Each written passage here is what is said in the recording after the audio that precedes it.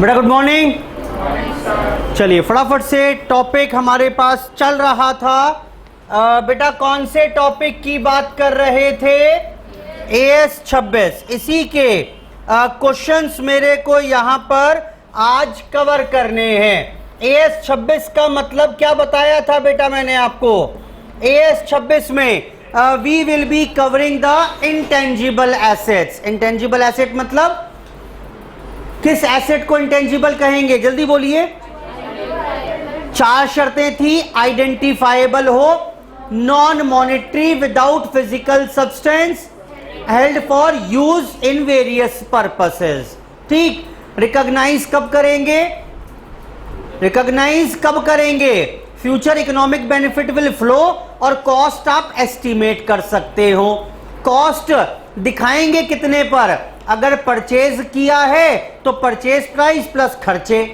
अगर self generated है तो अगर गुडविल है तो रिकॉर्ड नहीं करेंगे।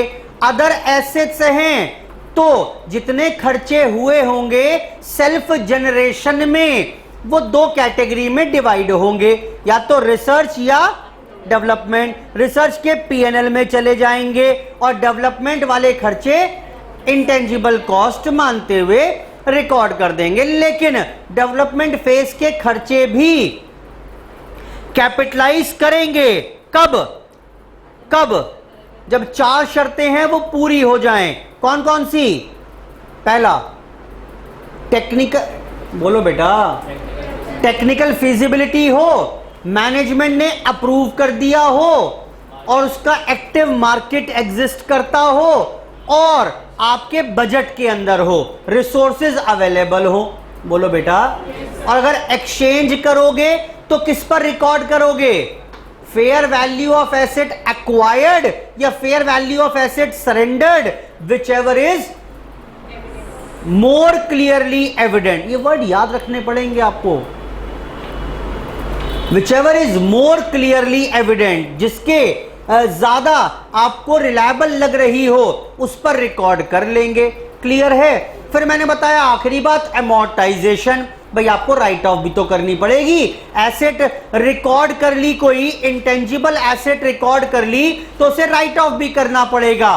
बेटा कितने साल में इंटेंजिबल एसेट को राइट ऑफ करेंगे? बोलो। 10 साल में। जनरली 10 साल में करेंगे, लेकिन सॉफ्टवेयर्स वगैरह हैं तो उन्हें करेंगे 3 से 5 साल में। क्या यही रूल है हमेशा के लिए? नहीं। हायर या लोअर लाइफ में भी अमोर्टाइज आप कर सकते हैं if the management considers it appropriate. अगर एविडेंस हो ऐसे, अगर आप प्रूव कर सकते हो कि भाई कम लाइफ लेना उचित रहेगा या ज्यादा लाइफ लेना उचित रहेगा, तो उस केस में आप वो कम या ज्यादा वाली लाइफ भी कंसिडर कर सकते हो। That's it. ये था हमारे पास AS 26। क्लियर है बात? अब इसके क्वेश्चंस फटाफट से आज हम कवर कर रहे हैं।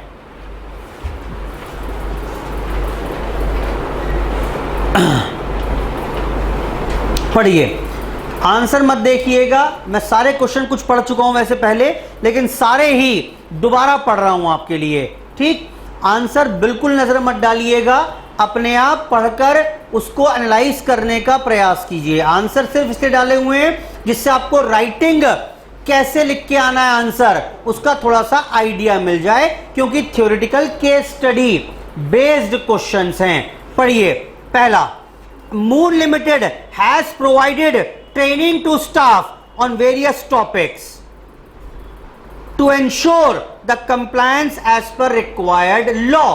बेटा हिंदी करते चलेंगे हाथ के हाथ। देखो ये क्या है ना, मैं फिर बता रहा हूं आपको, केस में जब बना कर देगा ना तो भारी भरकम शब्द यूज करके आपको मिसगाइड और गुमराह करने की प्रयास करेगा, आपके दिमाग पर प्रेशर क्रिएट करने का प्रयास करेगा, जिससे आप उलझ जाओ इधर उधर की बातों में। आप अपनी बात पकड़ कर रखना, बात बन जाएगी। आगे आइए। तो मैंने कुल मिलाकर क्या बोल रहा है? मैंने अपने एम्प्लॉइज को ट्रेनिंग दी, खत्म बात। Can the company recognise such cost of staff training as intangible asset? क्या हम इसे इंटेंजिबल एसेट मान सकते हैं कि भाई एम्प्लॉय बढ़िया हो गए और मेरे को उससे फ्यूचर बेनिफिट मिलेगा, तो इसलिए हम इंटेंजिबल एसेट, उनकी होशियारी, एम्प्लॉइज की होशियारी हो गई, एम्प्लॉइज ज्यादा इंटेलिजेंट हो गए, उसको इंटेंजिबल एसेट की तौर पर मानना चाहते हैं। क्या हम कर सकते हैं?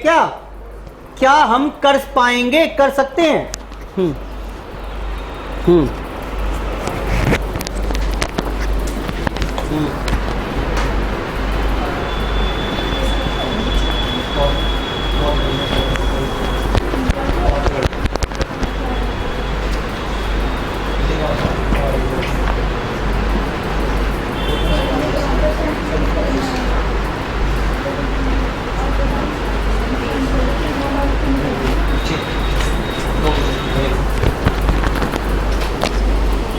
जी यस, कहां पर थे हम? हाँ, तो इंटेंजिबल एसेट रिकॉग्नाइज करेंगे या नहीं करेंगे? जी बेटा, करेंगे कि नहीं करेंगे? बोलो बेटा, नहीं करेंगे। क्यों नहीं करोगे? पहली बात तो ये बताओ, 4 कंडीशंस हैं। बोलो बेटा, ठीक है, वो पूरी हो रही हैं या नहीं हो रही हैं? फ्यूचर बेनिफिट मिलेगा कि नहीं मिलेगा? बोलो बेटा, मिलेगा। लेकिन यहां पर एक नई बात है कि आपका कंट्रोल नहीं है। एक वर्ड लिखा है एएस में कि कंट्रोल भी होना चाहिए, और कंट्रोल है नहीं। आपने सिखा दिया आज, मुझे पता है कॉस्ट कितनी आई। बोलो, पता है कि नहीं पता है? हाँ। मुझे पता है फ्यूचर इकोनॉमिक बेनिफिट मिलेगा। हाँ बोलो, पता है कि नहीं पता है? पता है। तो सर रिकॉग्नाइज कर लेना चाहिए। प्रॉब्लम ये है कि कंट्रोल नहीं है। मैंने आज सिखा दिया, कल कोई छोड़कर भाग जाए, भाग सकता है ना। लेबर टर्नओवर जिसे बोलते हैं, will not be recognised as an intangible asset. ये तो चलो मुझे आंसर पता चल गया। अब बात आती है, मैं थोड़ा राइटिंग प्रोसेस की भी बात कर रहा हूं। लिखोगे क्या? अब थोड़ा ना आपको क्या करना पड़ेगा, थोड़ा सा आपको सजावट करनी पड़ेगी आंसर में। अब एक लाइन लिख देंगे, 4 नंबर के क्वेश्चन में नंबर 1 ही मिलेगा। गलत तो नहीं है? बिल्कुल ठीक है भाई। The enterprise should not recognise the training cost as an intangible asset as per AS 26। बिल्कुल ठीक आंसर आपका। लेकिन 4 में से मिलेंगे 1 ही नंबर। तो क्या करोगे आप? पहले आप क्या करोगे बताओ फटाफट से? थोड़ा सजाओगे क्वेश्चन को, है ना, अटरम शटरम बातें लिखोगे, उसके बाद अपना कंक्लूजन लास्ट लाइन में दे दोगे। लिखें क्या सर? वो सब लिखवाया तो है मैंने, वहीं से 2 4 5 चीजें उठाओ और क्वेश्चन में पेल दो। जैसे as per AS 26 on intangible assets, intangible assets are those assets which are identifiable, non monetary and without physical substance but held for use in the business for such and such purpose. Clear है बात? बोलो बेटा, we should recognise as per AS 26, we should recognise intangible asset if future economic benefit will flow to an enterprise and cost can be measured reliably। ठीक है जी, ये तो आपने फर्जी बातें करी हैं, ये आपने ज्ञान पेला अपना क्वेश्चन को बड़ा करने के लिए, 5-6 लाइन का बनाने के लिए। 3rd पैराग्राफ में, now in the given case the cost incurred on training of employees can be measured reliably as well as the future benefit will also flow to enterprise, but this is not under the control of the enterprise, therefore should not be recognized as an intangible asset। Clear है बात? वहां word लिखा हुआ है control answer में, देखो उसको box में डाल लो। it does not have control over them। Second line लिखी है, ये की वर्ड है। असल में एक वर्ड है AS में कि कंट्रोल भी होना चाहिए, उसी के ऊपर क्वेश्चन बना दिया उसने। ठीक, आगे आइए बेटा, बढ़े आगे, सुनो ध्यान से। एंटरप्राइज इज डेवलपिंग, ओहो, developing a new production process. अभी तक क्या लगता है आपको? कुछ डेवलप कर रहे हैं, यानी जितना खर्चा होगा सब कैपिटलाइज कर देंगे, सब इंटेंजिबल कॉस्ट, इंटेंजिबल एसेट की कॉस्ट में जोड़ देंगे। हाँ बोलो, डेवलपिंग को अंडरलाइन करो। मैं आपको बता रहा हूं पढ़ना कैसे है। अभी तो और खराब AS आएंगे। खराब से मतलब है थ्योरेटिकल AS जो होते हैं, जिसमें आपको एक एक वर्ड पकड़कर पूरी कहानी सुना रखी है, बिना रिलेवेंट कहानी है। पढ़ो जैसे during the year 2001 expenditure incurred 10 lakh, 9 lakh was incurred before 1 December and 1 lakh between 1 December and 31 दिसंबर। रुक जाओ यहीं पर, डेवलपमेंट फेज चल रहा है, हाँ बोलो। डेवलपमेंट फेज में 10 लाख रुपए लग गए, 9 लाख रुपए लगे 1 दिसंबर तक, और दिसंबर में लगे 1 लाख। 10 लाख का ब्रेकअप दिया हुआ है, पता नहीं क्यों दिया हुआ है। मेरे हिसाब से तो पूरे 10 लाख ही इंटेंजिबल एसेट की कॉस्ट में जो इंटेंजिबल एसेट मानते हुए रिकॉर्ड कर लेने चाहिए। यही करूंगा मैं अभी तक। अगर क्वेश्चन खत्म हो जाए मैं पूरे 10 लाख कैपिटलाइज कर दूंगा, कोई चैलेंज ही नहीं है। लेकिन आगे बढ़िए, the enterprise is unable to demonstrate that at 1 December the production process meets the criteria for recognition as a intangible asset. बेटा क्या बोल रहा है? 1 दिसंबर, 31 दिसंबर, 9 लाख, 1 लाख। यहां पर जाकर डेवलपमेंट का क्राइटेरिया सेटिस्फाई हुआ। समझ में आ रही है बात? क्या हुआ होगा बताओ, क्राइटेरिया क्या थे? ये 4 पॉइंट याद आ रहे हैं? बोलो कौन कौन से, जल्दी बताओ। Technical feasibility, approval of management, active market should exist, resources should exist, यही थे। उनमें से कोई पॉइंट सेटिस्फाई हो नहीं रहा होगा। अब जाकर समझ में आया नहीं भाई मार्केट भी है इसका, तो ये बिक भी जाएगा, ठीक, और बना भी लेंगे, इतने पैसे भी हैं। तो यहां जाकर शर्तें पूरी हुई हैं, इससे पहले तो शर्तें ही पूरी नहीं हुई थी। अब बताओ क्या समझ में आ रही है बात आपको? यानी 9 लाख रुपए शुड बी ट्रांसफर टू, और 1 लाख रुपए should be recognised as intangible asset. बेटा क्लियर है? आसान तो है। अब यहीं रुक जाओ, पहले यहीं रुक जाओ। अब आंसर कैसे लिखोगे इसका? ये तो एक लाइन का आंसर है। क्या लिखोगे? As per AS 26 the expenditure the amount incurred during research phase should be transferred to P&L, whereas the amount incurred on development phase should be recognized as intangible asset if the following 4 conditions are satisfied। बेटा ज्ञान पेल दिया अपना पूरा। बोलो बेटा, notes बनवा रखे हैं सारे मैंने, वर्ड्स वहां से मिल जाएंगे आपको। Now in the given case the expenditure incurred on development phase is 10 lakh rupees, but till 1st December since the development criteria was not satisfied, therefore यहां तक के खर्चे will be transferred to P&L and only 1 lakh should be recognized as an intangible asset। बेटा समझ में आ रहा है? अब मिल जाएंगे 7 नंबर 5 नंबर पूरे। आगे आओ, और क्या कह रहा है अब? और क्या कह रहा है? बस यही बोल रहा है। कहाँ है, कहाँ थे? हाँ, the recoverable amount of the know-how embedded in the process including future cash flows to complete the process is it is available for you before it is available for use is estimated to be 5 lakh। क्या बोल रहा है? वो ये बोल रहा है कि इस प्रोजेक्ट से कितना रियलाइज हो जाएगा, भविष्य में फ्यूचर बेनिफिट कितने मिल जाएंगे? 5 लाख के मिल जाएंगे। बोलो बेटा। और एसेट कितने की दिखा रहे हो आप? 1 लाख की। ठीक है, कोई दिक्कत नहीं है, इग्नोर कर देंगे इसको। समझो यहीं पर, लेकिन समझो, आपने किताबों में एसेट कितने की दिखाई? 1 लाख की। लेकिन अगर फ्यूचर बेनिफिट मिल रहे होते सिर्फ 20,000 के, भाई एसेट बन जाएगी, बिक बिकाकर 20,000 का ही फायदा होगा, तो आप कितने की एसेट रिकॉग्नाइज करोगे?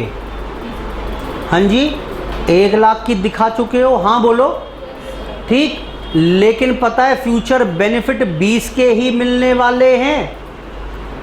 ओहो गलती हो गई, ये तो फ्यूचर बेनिफिट ही 20 के हैं, तो आप 20,000 की ही दिखाओगे और बाकी 80,000 कहां ट्रांसफर कर दोगे? बैलेंस शीट में इंटेंजिबल एसेट 1 लाख की बता रहे थे आप मुझे अभी, वो तो थैंक गॉड, शुक्र हो, इससे 5 लाख के बेनिफिट मिल जाएंगे, बल्ले बल्ले, बढ़िया, कमाते रहो मुनाफा इससे। लेकिन ओहो, केस 2 बता रहा हूं मैं आपको, इससे बेनिफिट सिर्फ 20,000 के मिलेंगे। ओह, ये तो 20 की आनी चाहिए। तो 0.8 लाख का क्या हो गया, लॉस हो गया, राइट ऑफ करेंगे। बोलो बेटा, इसे बोलते हैं इम्पेयरमेंट लॉस। सर ये क्या आ गया, तो बताया ही नहीं आपने। बता तो रहा हूं, अब इम्पेयरमेंट लॉस बोलते हैं इसे। इसके लिए पूरा एक अलग अकाउंटिंग स्टैंडर्ड है, पढ़ेंगे, कोर्स में है हमारे। और पूरे एएस में इम्पेयरमेंट लॉस में बस यही करना है, फ्यूचर बेनिफिट कितने मिल रहे हैं, किताबों में कितनी अमाउंट है, डिफरेंस ट्रांसफर टू पीएनएल, क्या नाम आएगा, इम्पेयरमेंट लॉस। बेटा क्लियर है बात। चलो खैर, फिलहाल तो अभी कोई मुद्दा है नहीं, हम तो 5 लाख को इग्नोर कर देंगे। बस खुश हैं, सुकून मिल गया मुझे सुनकर कि इस 1 लाख की एसेट से 5 लाख के बेनिफिट मुझे भविष्य में मिल जाएंगे। क्वेश्चन 3 पढ़िए। In the above question during the year 2002 expenditure incurred is 20 lakh. ओहो, तो वही क्वेश्चन पे ले गया दोबारा। देख रहे हो कब की बात कर रहा है ये, बोलो बेटा कब की बात कर रहा है ये, 2002 में कितने खर्चे और कर दिए, जरा बताना। रुक जाओ यहीं पर, जल्दीबाजी मत करो पढ़ने की। अभी तक इंटेंजिबल एसेट किताबों में कितने की थी, 1 लाख की थी। बोलो, ये 1 लाख की थी या नहीं थी। अब बताओ, इंटेंजिबल एसेट जब मैंने खर्चा और कर दिया तो कितने की किताबों में आनी चाहिए। भाई अब तो डेवलपमेंट क्राइटेरिया तो 1 दिसंबर को पूरा हो गया था, उसके बाद जितने खर्चे होंगे should be capitalised as cost of intangible asset. अच्छा जी, at the end of 2002 the recoverable amount of the know-how embedded in the process is estimate. ओहो, समझ रहे हो क्या हुआ गजब, क्या हुआ बताओ।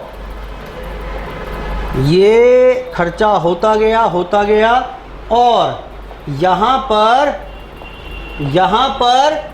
क्या लगा मुझे, जल्दी बोलो। ओहो, फ्यूचर बेनिफिट कितने मिलने वाले हैं, 19 लाख।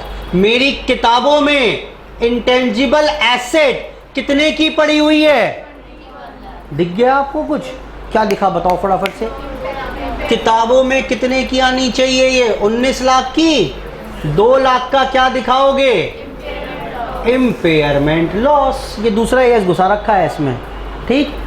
लेकिन पूरा एएस बेहद आसान है, फ्री के नंबर मिलेंगे उसमें तो आपको। और आता है क्वेश्चन, पता नहीं क्यों आता है उसमें से, कुछ भी तो नहीं है। कैरिंग अमाउंट किताबों में कितनी वैल्यू, फ्यूचर बेनिफिट कितने मिलने वाले हैं, डिफरेंस ट्रांसफर टू पीएनएल, किस नाम से, इम्पेयरमेंट लॉस के नाम से। आगे आओ। तो बेटा ठीक है, 2 लाख का इम्पेयरमेंट लॉस दिखा दोगे, बोलो। चलो आगे आओ। क्वेश्चन नंबर 4 तो पढ़ लिया था मैंने, वैसे फिर सुन लो एक बार। मैंने एक हाइड्रो इलेक्ट्रिक पावर प्लांट लगाया है बिजली बनाने का पानी से, 60 साल तक चलेगा और 60 साल तक वो बिकती भी रहेगी बिजली और उससे बेनिफिट भी मिलते रहेंगे। कितने साल में राइट ऑफ करना चाहिए, क्या बात कर रहे हो, एएस में 10 साल लिखा हुआ है बेटा, सॉफ्टवेयर के लिए 2.5-3 साल लिखा हुआ है।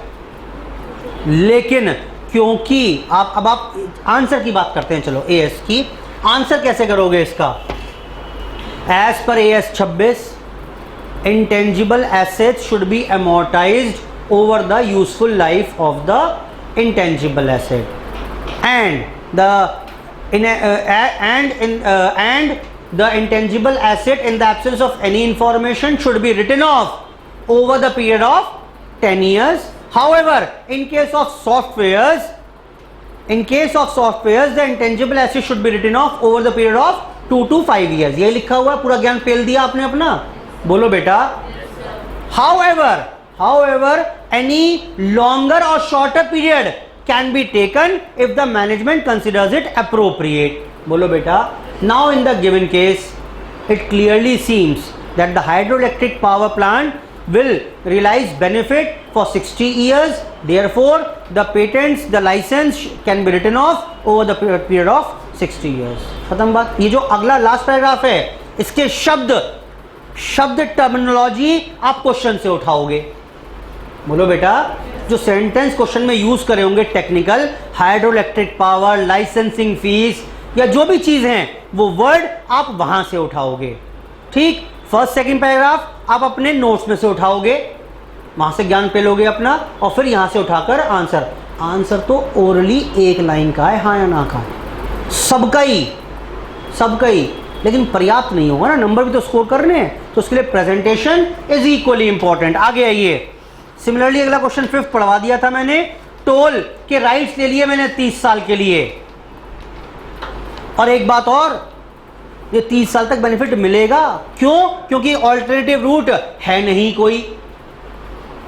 वैसे तो अब आंसर क्या पे लोगे अपना, इंटेंजिबल एसेट 10 साल में राइट ऑफ हो जानी चाहिए, 3 से 5 साल अगर सॉफ्टवेयर हैं तो, या शॉर्टर लॉन्गर पीरियड जस्टिफाई है तो वो भी कर सकते हो. Now in the given case it clearly seems that the toll motorway, right to operate toll motorway is for 30 years, and since no alternative route is allowed, therefore it will provide benefits for another 30 years. Therefore the management can write off the right to operate over the period of 30 years, can amortize it over the period of 30 years. बेटा ठीक है, कहानियां ही तो पेल रहे हैं, करना क्या है, लाइन तो पता ही है मुझे.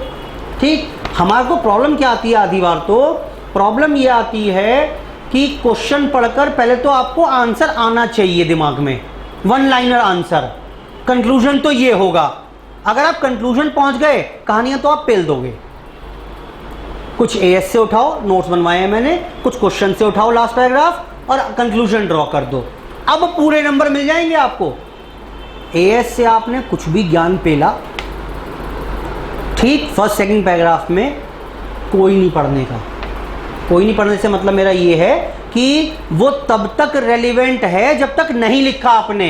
लिख दिया तो बस पता है ऐसे बच्चे को, इसने बस यस नो में आंसर नहीं दिया, इसे रेलिवेंट एएस का नॉलेज है, इसने रेफरेंस दिया है, नंबर मिल जाएंगे. आगे आइए. कॉपीराइट परचेज किया क्वेश्चन 6 में कि भाई हम क्या करेंगे, सेफ्टी इक्विपमेंट्स बनाएंगे, और 10 साल के लिए लाइसेंस था. 7 साल बाद ही सरकार ने बैन लगा दिया उन पर. क्या करेंगे बताओ.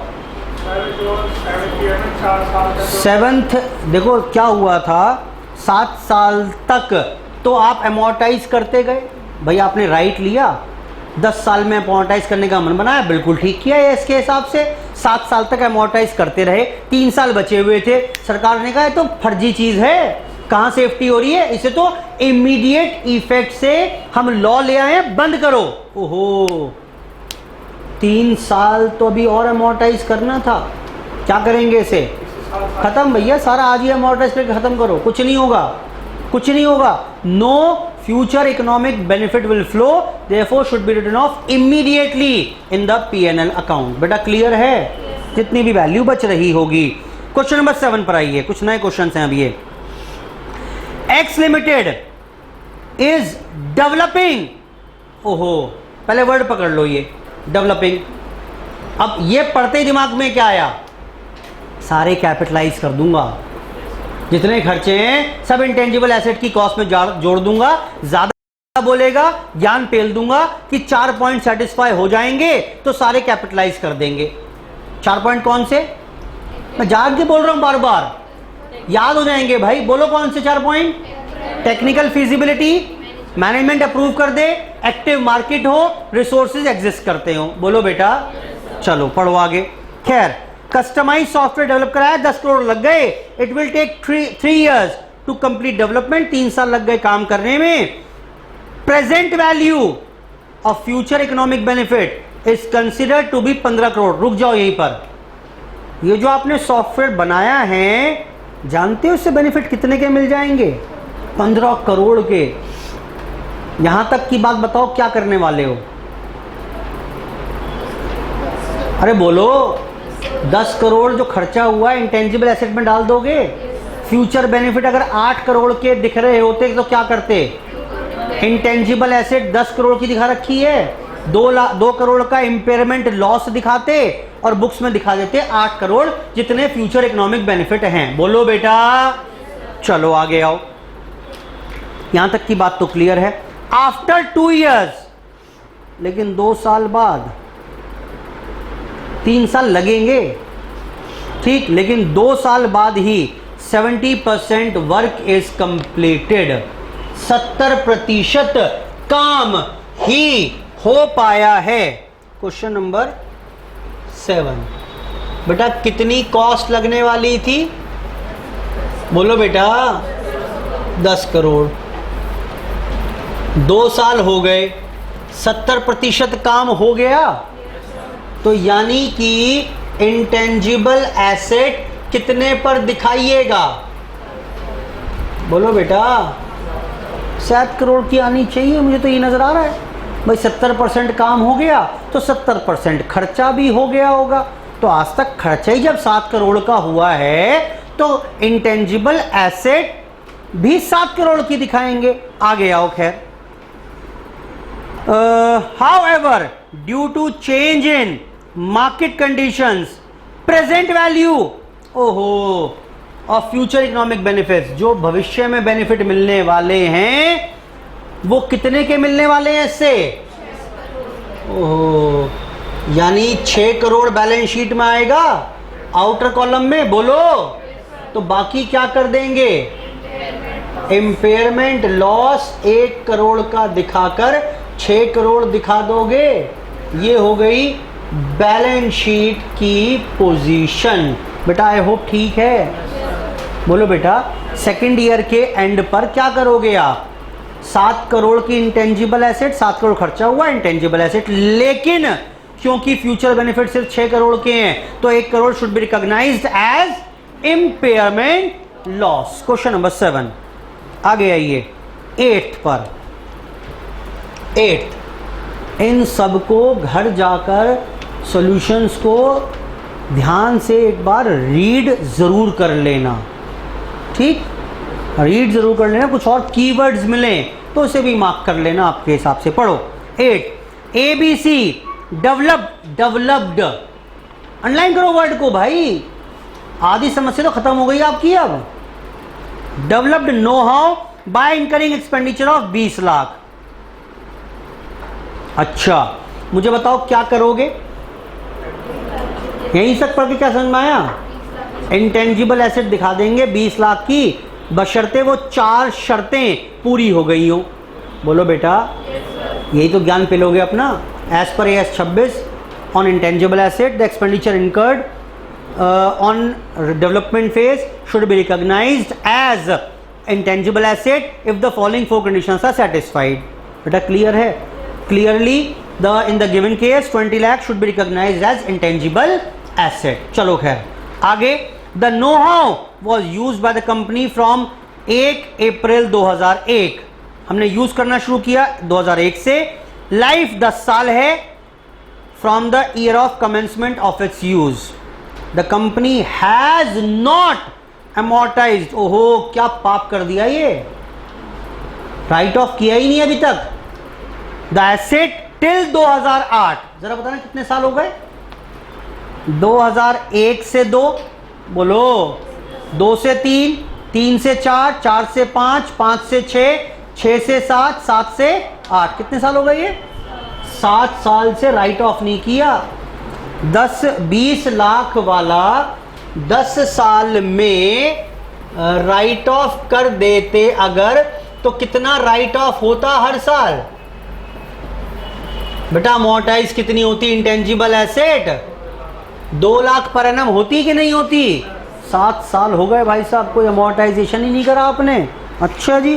पास entries to give effect to the value of know how as per accounting standard 26। एक काम करो, पुरानी गलती जो हुई सो हुई, पहले तो करंट ईयर का तो अमोर्टाइजेशन कर दूं, कहो तो। अरे बोलो बोलो बेटा, क्या एंट्री होगी जरा बताना। amortization debit to intangible asset. बेटा करंट ईयर का तो कर दिया, अभी कितना ड्यू रह गया? अरे कितने साल का ड्यू रह गया? 7 साल की पेंडेंसी थी भाई, पहले की बाद में देखेंगे, फिलहाल करंट ईयर का तो अमोर्टाइजेशन कर दो, कर दिया सर। अब पिछले 6 साल का करना है, कितना बैठेगा 6 साल का?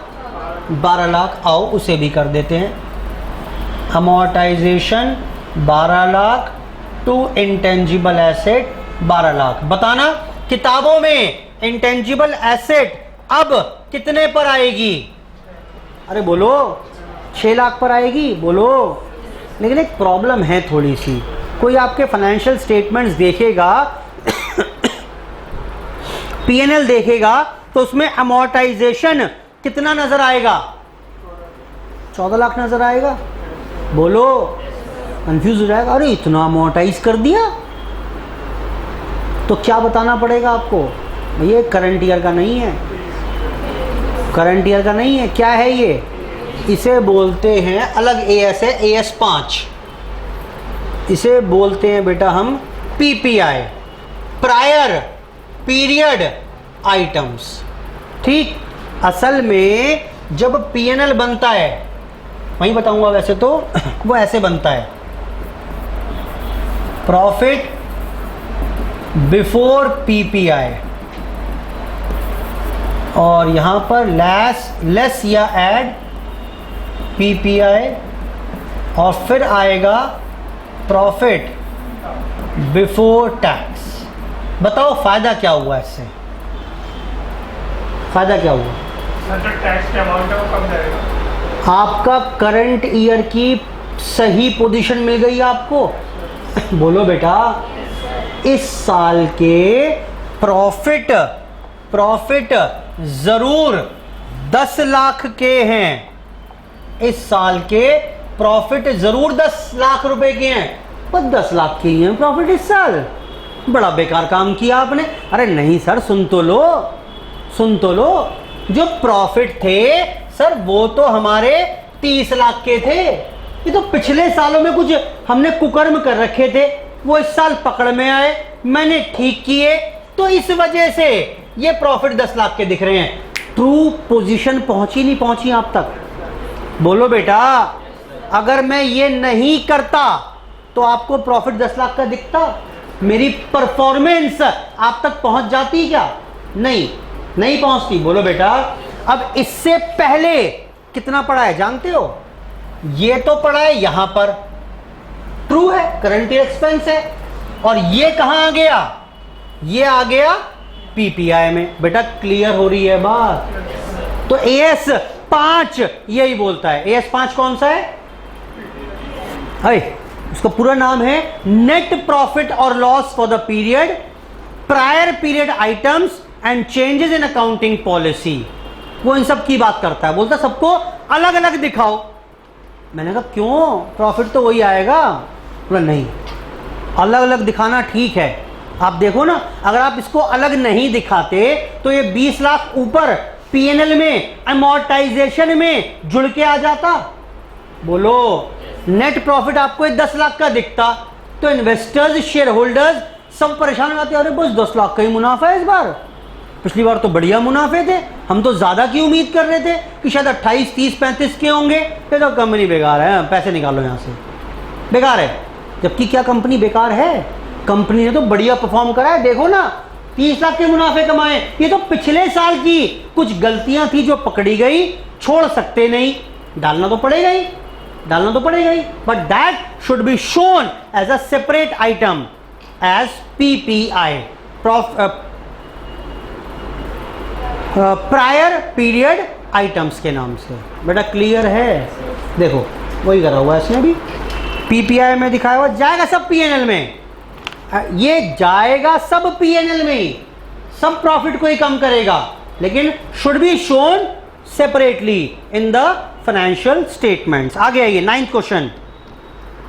Company had spent 45 lakh for publicity and, ओहो ये लो, पकड़ो पकड़ो वर्ड, कौन सा वर्ड है? रिसर्च अब बताओ जरा, मैं पढ़ ही नहीं रहा क्वेश्चन, पहले आगे क्या करेंगे इसका, अगर 4 शर्तें पूरी हो जाएं वरना पीएनएल में। हाँ यस सर, मुंह उठा के बोल दिया नलायक, यस सर। रिसर्च में शर्तें हैं कोई क्या? बोलो भाई, कुछ भी तो नहीं है रिसर्च में, तो सोचना ही नहीं है। अब ज्ञान कैसे पेलोगे अपना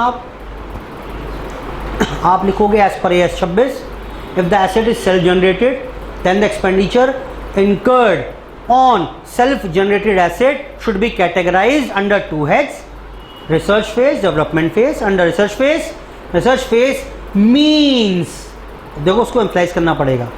means क्या लिखा था? अरे पढ़ो, वर्ड्स हैं आपके पास। research phase means, बेटा मिल गया, मैं जान के पढ़ा रहा हूं उसको। हाँ जी,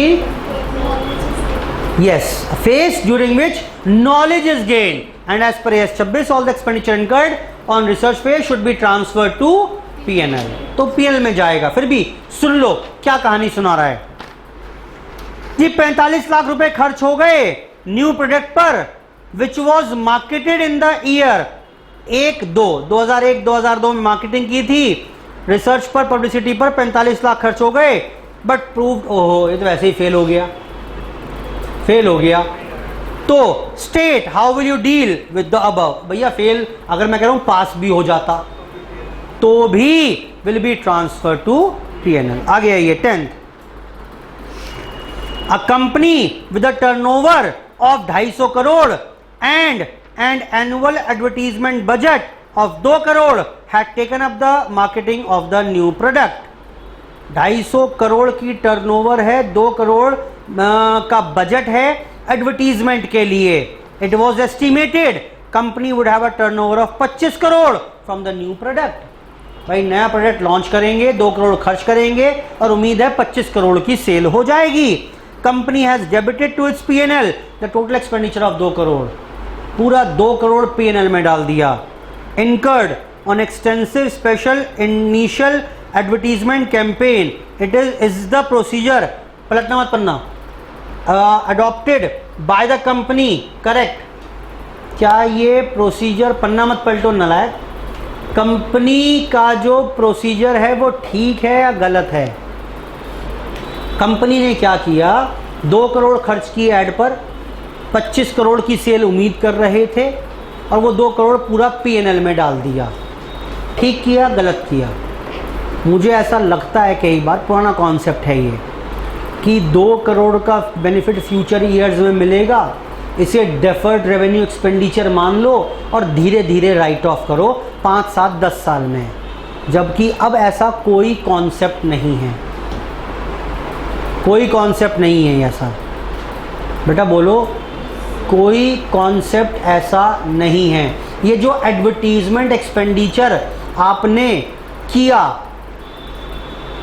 ये इंटेंजिबल एसेट है या नहीं है?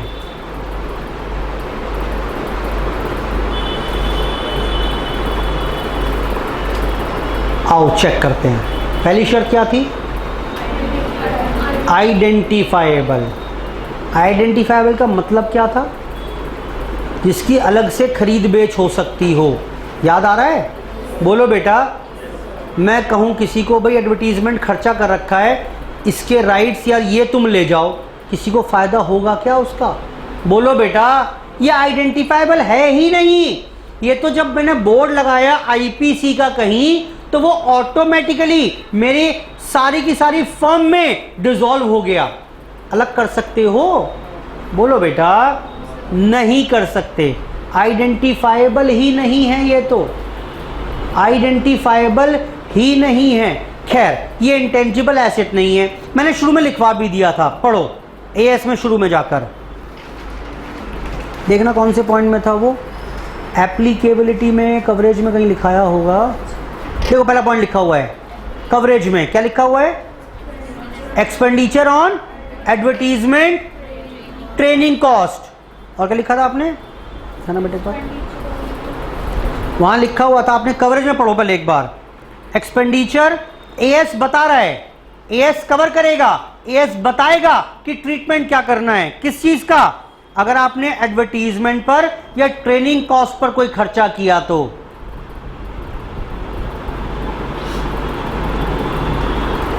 और एएस ने क्या बताया इनके बारे में, एक काम करो लिख लो आगे ब्रैकेट में, क्या करेंगे इनका अभी बताया तो। ट्रेनिंग कॉस्ट का क्या करोगे, एम्प्लॉइज को ट्रेन किया आपने, खर्चा हो गया, क्या करोगे उसका,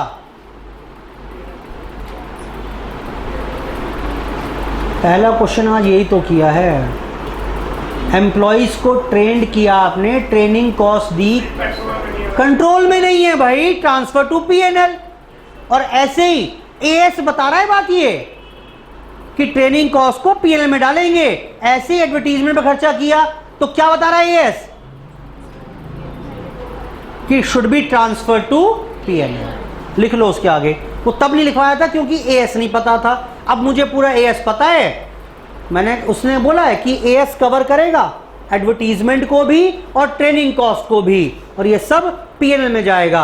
एएस कवर करेगा, देखो आगे लिखा हुआ है, एएस कवर करेगा किसको, एक्सपेंडिचर ऑन, अरे आगे पढ़ो ना, और अगला पॉइंट रिसर्च एंड, वो क्या बोल रहा है, एएस बताएगा आपको, जब आप आगे पढ़ोगे तो एएस बताएगा रिसर्च क्या करना है, डेवलपमेंट क्या करना है। अच्छा बताना एएस ने क्या बताया, पढ़ने के बाद क्या समझ में आता है, क्या बताया आपको एएस ने, रिसर्च पीएनएल में डाल देंगे, डेवलपमेंट कैपिटलाइज कर देंगे, 4 शर्तें पूरी हो जाएं तो। बोलो बेटा, शुरू में तो एएस बोल रहा है कि भाई ये बताऊंगा, ये कवर करूंगा, अब हमने कवर कर लिया तो हमें आंसर भी उसका मालूम है। आगे आइए, तो खैर जो खर्चा हुआ 2 करोड़ का बिल्कुल ठीक किया मैनेजमेंट ने, should be transfer to PNL. आगे आइए, एएस 26 भी यही बोलता है।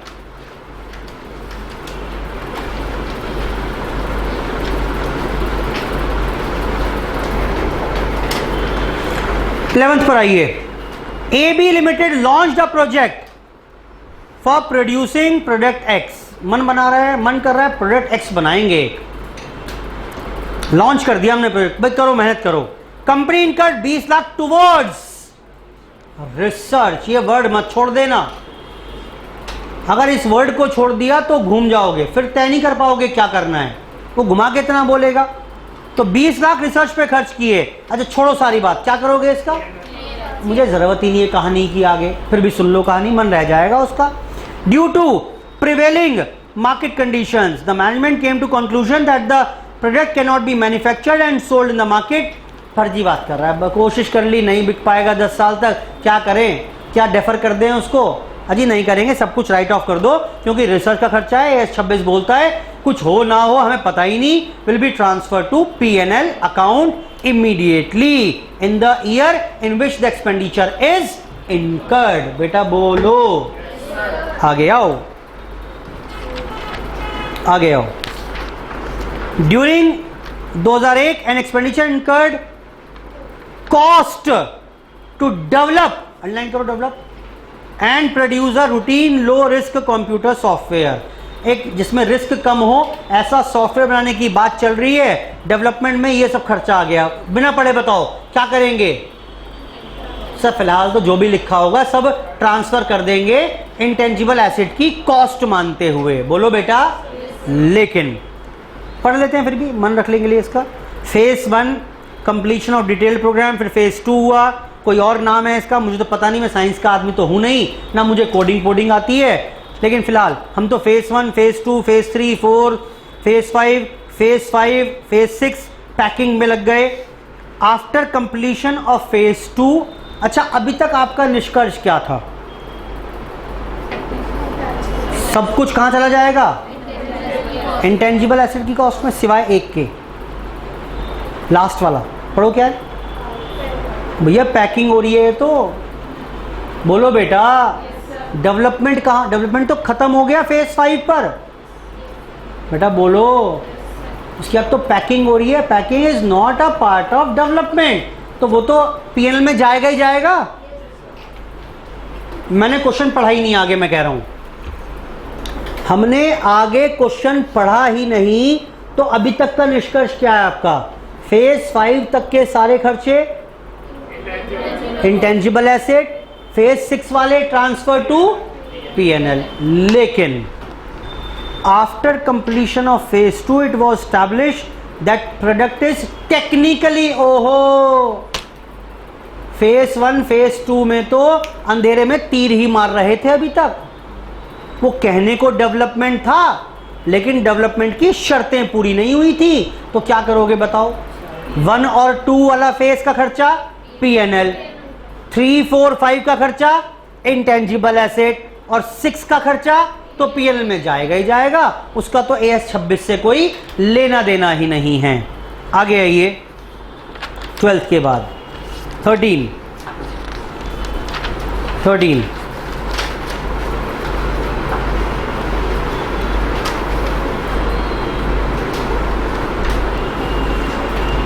4 अलग अलग केस हैं इसमें।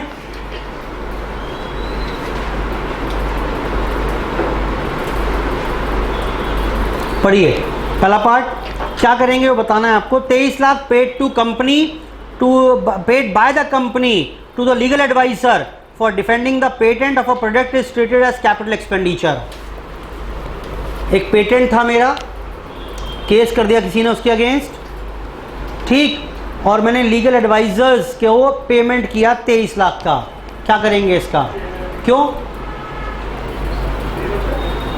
क्यों पेटेंट यूज कर रहे थे आप? जब लीगल केस लड़ोगे तो क्या उसके बाद आप किसने केस कर दिया, मैं पेटेंट यूज नहीं कर पा रहा, बेनिफिट घट गए, केस कर दिया। बोलो बेटा, उसके बाद क्या होगा? क्या बेनिफिट बढ़ जाएंगे? बोलो, नहीं बढ़ेंगे, बढ़ेंगे नहीं, दोबारा मेंटेन रहेंगे। बेटा बोलो ना, बड़े कहाँ, अच्छी खासी मैं तो एक क्लास यूज़ कर रहा था, बच्चे आते थे, पढ़ते थे और मेरी फ़ीस आ जाती थी। अब किसी ने कहा प्रॉपर्टी आपकी है ही नहीं सर, ताला लगवाओ उस पर, तो मेरी है। मैंने केस लड़ा, केस में कोर्ट में जाकर, केस में जीत गया। तो मुझे बताओ मेरे फ्यूचर बेनिफिट बढ़ गए क्या? वापस ताला खुल गया, बैच फिर से शुरू हो गया। तो मेंटेन ही तो रहे हैं। तो खर्चा जो मैंने लीगल एडवाइजर के लिए दिया लॉयर्स को, क्या होगा? Will not increase the future benefit, transfer to PNL. आगे, ड्यूरिंग द ईयर 7 लाख खर्च हुए फॉर पब्लिसिटी एंड रिसर्च। खत्म बात, रिसर्च वर्ड पकड़ लो। क्या करेंगे? पीएनएल में 25 lakh in the third point in the past 3 years to develop up, ओहो डेवलप पकड़ लो word, develop a product. These expenses, ओहो देख रहे हो blunder, are charge to PNL since they do not meet. अच्छा, AS 26 क्राइटेरिया मीट नहीं किया था बेटा, ठीक किया गलत किया? बिल्कुल ठीक कर रहे हैं, बिल्कुल ठीक कर रहे हैं। आगे, in the current year approval of concerned authority has been received. असल में अब अप्रूवल मिल गई, तो company wishes to capitalize 25 lakh by disclosing it as a prior period item. वो जो 25 लाख खर्च हुए थे ना, मैं उसको अब कैपिटलाइज करना चाहता हूँ। कर सकता हूँ क्या? नहीं कर सकते। जो चला गया चला गया, पीएल में चला गया चला गया, कोई भी पीपीआई नहीं है। पीपीआई का मतलब वैसे भी ये होता है, AS 5 में लिखा हुआ है कोई गलती हो गई हो। ये गलती नहीं हुई, रूल ही चेंज हो गया बाद में, ठीक। तो खैर उसकी बात हम वहाँ पे जाकर डिटेल में करेंगे। फिलहाल आप इसे रिवर्स नहीं करोगे, पीएनएल में चला गया तो चला गया, बात खत्म। आगे आइए, ये हम कर चुके हैं। 200 करोड़ का बजट है एडवर्टीजमेंट का, टर्नओवर है 50 लाख का बजट था, कंपनी एस्टिमेट कर रही है 20 करोड़ की सेल। क्या करोगे इसका बेटा? एडवर्टीजमेंट खर्चे क्या करोगे? पीएनएल में करेंगे भाई। कुछ भी सेल उम्मीद हो, उम्मीद पूरी हुई नहीं हुई, will be transfer to PNL. आगे आइए, 14th क्वेश्चन, 14 लास्ट पढ़िए। ये क्वेश्चन एग्जाम में आया अभी पीछे, 2 अटेम्प्ट, 1 अटेम्प्ट पहले ही आया है और बिल्कुल फर्जी क्वेश्चन है, सेम क्वेश्चन एग्जाम में था। मेरे ख्याल से इसी बार आया है, पिछली बार नहीं, इसी बार आया है, अगर मैं गलत नहीं हूं तो देखना पड़ेगा। Swift limited acquired a patent at 80 lakh, पन्ना मत पलटना, नहीं पलटना पड़ेगा, फिगर्स लिखी मेरे साल पर, कोई बात नहीं। 80 लाख का पेटेंट हमने लिया, लो बेटा कितने का है पेटेंट? 80 लाख रुपए के पेटेंट्स थे किताबों में मेरी। और ये लाइफ कितनी है इसकी? 5 साल। And the product life cycle is also 5 years। Company capitalise the cost and amortising the asset at 10 lakh रुपए पर एनम। तय क्या किया मैंने?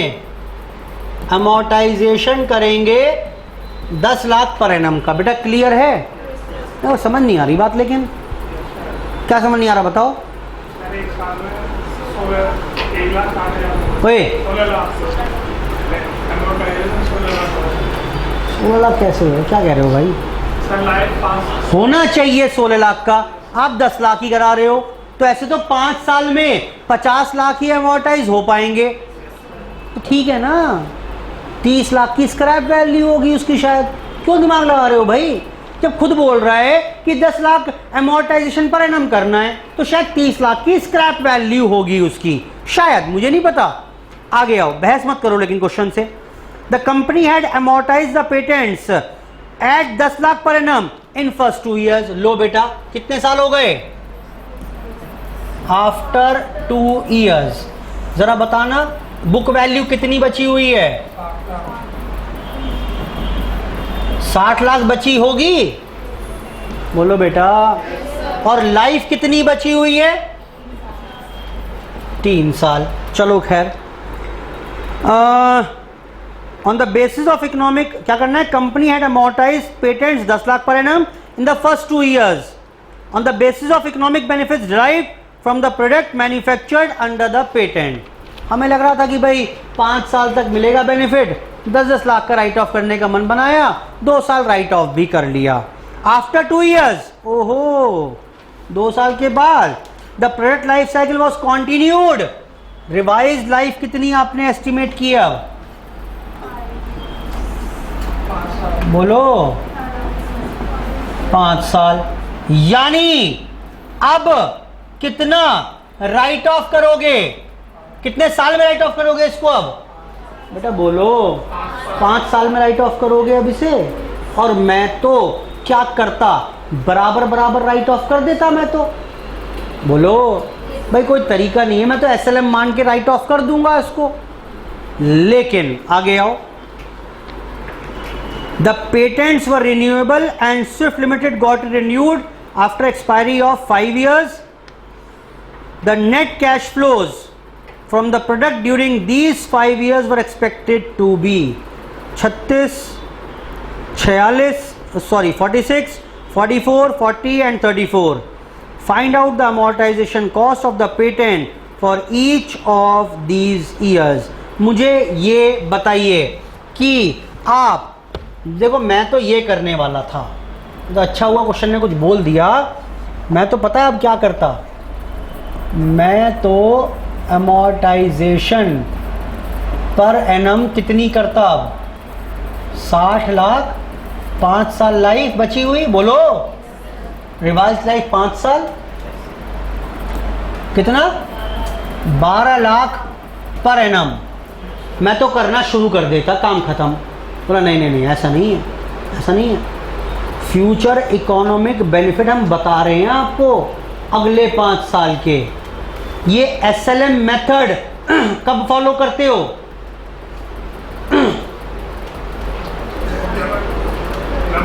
जब इकोनॉमिक बेनिफिट्स ना पता हो। मैंने लिखवाया है आपको, बुक दिखाओ मुझे, एक नोट्स पढ़वा दूं मैं आपको, अब समझ में आएगी इस लाइन का मतलब डिटेल में। और अमोर्टाइजेशन का पहला पॉइंट पढ़ो, 5th का ए पॉइंट क्या लिखा हुआ है? Should be amortise in the ratio of benefit. हाँ, नेक्स्ट पॉइंट पढ़ो, अगर बेनिफिट नहीं पता तो SLM method should be used. बोलो बेटा, अब वो बेनिफिट बता रहा है। भाई साहब क्या जल्दीबाजी क्यों कर रहे हो? क्या क्या गजब कर डाला आपने, ये गलत है सब। नहीं क्यों गलत है जी? बोला बेनिफिट बता तो रहा हूं मैं आपको। अच्छा, ओहो 5 साल के बेनिफिट कितने कितने हैं? रेशो ऑफ बेनिफिट बताना बेटा कितना, 36, 46, 44, 40, 34। बोलो बेटा। तो 60 लाख को राइट ऑफ करेंगे इस रेशो में। अमोर्टाइजेशन पर एनम कितना रहेगा बताना। ईयर दे रखा है कौन सा, ये 2 साल हो गए, 3rd ईयर। करवाओ कितना, 36 डिवाइड बाय इतना इंटू 60 लाख। ऐड करना कितना आ रहा है ये, 200। कितना हुआ बताओ ये, 2, 3, 3, 18, 8, 9, 1, 0, 10.8 लाख। देख के बताओ बेटा, उसने किसी और तरीके से किया हुआ है, आंसर सेम आएगा। वो स्टडी मटेरियल का सोल्यूशन चेपा है मैंने वहाँ पर, आप ऐसे करोगे। 4th ईयर कितना होगा डेप, 4th ईयर का अमोर्टाइजेशन कितना होगा, अरे बोलो, 46/200 into 60 lakh and subsequently for the remaining years. कर पाओगे बेटा, इसको नोट कर लो, इसको नोट कर लो, क्योंकि मैंने वो पैटर्न नहीं फॉलो किया जो स्टडी मटेरियल में किया हुआ है, सॉल्यूशन से अलग किया हुआ है मैंने, इसलिए इसे नोट कर लो। ये पेटेंट्स थे, 5 साल लाइफ थी, 2 साल लगा मुझे, बेनिफिट 10-10 लाख का राइट ऑफ होना चाहिए, करवा दिया था, बच गई थी लाइफ, बच गई थी वैल्यू 60 लाख। 5 साल रिवाइज लाइफ है, तो मैं तो अपने आप करता तो SLM मेथड से कर देता बराबर बराबर, लेकिन क्योंकि बेनिफिट दिए हुए हैं तो उन रेशो बेनिफिट्स का रेशो यूज करके उस साल उतने रेशो में हर साल अमोर्टाइज करेंगे अगले 5 साल तक के लिए। इसके साथ ही हमारे पास AS 26 यहाँ पर फिनिश हो जाता है। ठीक, आज की चर्चा समाप्त यहीं पर। धन्यवाद, बाय बाय।